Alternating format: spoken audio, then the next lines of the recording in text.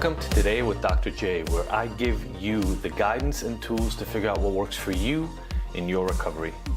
My name is Dr. D. Jaffe, and I'm here to help you live happier, more purposefully, and without limits. I tend to ruffle some feathers for doing this, but I do away with the notion of once an addict, always an addict, because I believe that anyone can beat their addiction with the right mindset, tools, support, and education. Nothing can stand in your way to success. You don't have to commit to anything but action. You don't have to have anything but motivation. Whether you want to quit, drink less, or simply become more mindful around mental health and addiction, I'm here for you.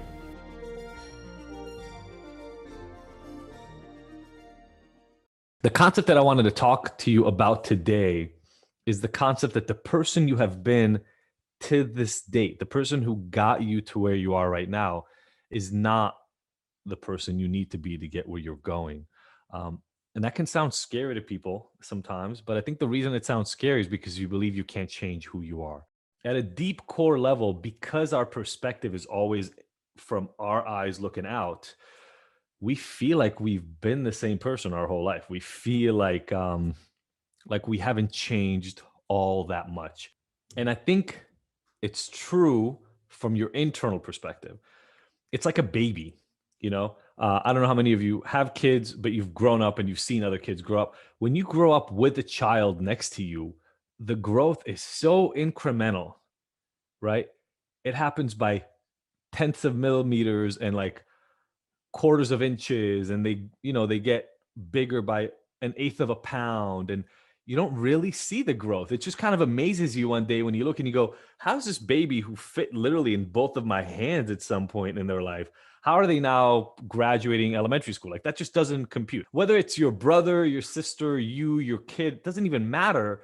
It's so small. But if you have family members and you only see them every 6 months, every couple of years, the changes are massive, right? Whether you like it or not, the same exact thing is happening for you at all times.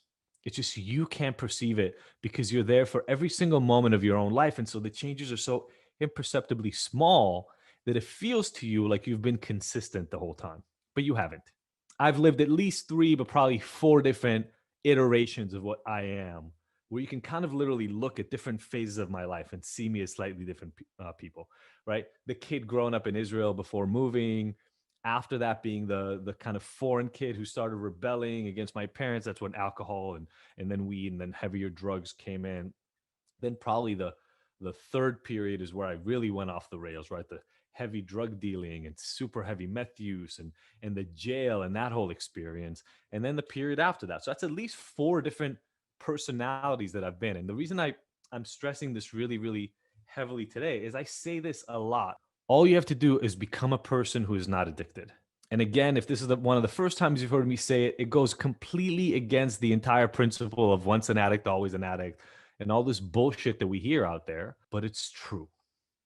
And the reason it's true is you can change. You can just take elements of yourself that you don't like and you can learn how to do them differently.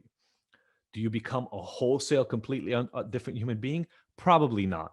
But you can change enough to be a person who does not anymore struggle with that issue. The only question for us is identifying what are the things that are necessary to change it. For a lot of you, the struggle that you came in with, there was a perspective you had on it, and the perspective everybody else around you had on it. And so you went about it in a particular way. My guess is that before you came here to some extent, you knew that it was about more than just that, but you thought you had an alcohol problem, or you thought you had a drug problem, or you thought you had a sex problem or a food problem. The issue is, to you internally, there was no motivation to solve that problem. Like, well, I kind of like alcohol. Alcohol kind of does the thing for me. I kind of like it. I enjoy the effect it gives me. Why am I trying to solve this problem? But everybody keeps telling you got to stop drinking, or drinking's not good for you. Look at what it's doing. Part of what I'm trying to help you understand here and all the work that we're doing is you have things you want to solve. Leave alone the problem everybody else thinks you have. Start focusing on what you care about. Start understanding what goals you really have in life. Get the perspective that matters to you. And all of a sudden, the solutions are completely different. The outcome is the same sometimes, but the solutions are completely different. As you start solving those things, you become a slightly different person. Some of you have been in relationships that have been problematic and painful and haven't been serving you.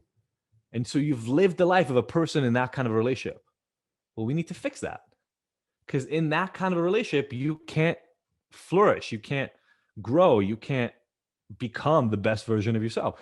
Some of you have been stuck in jobs you absolutely despise and destroy your day-to-day life. And you're trying to fix your drinking problem while hating your work. It's going to be a problem.